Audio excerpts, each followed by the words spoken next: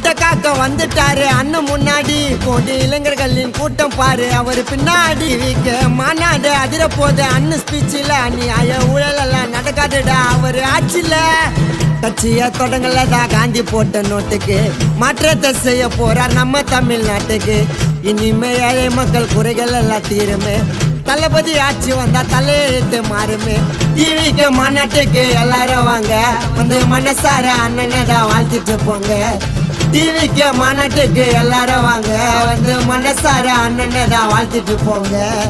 ஆரம்பம் ஆயிடுச்சு தளபதி நாட்டம் மாநாட்டில் சிறப்போது மக்களோட கூட்டம் கவலைய வேணா இனி நம்ம குறை தீரும் தளபதி காட்சி வந்தா தமிழ்நாடு மாறும்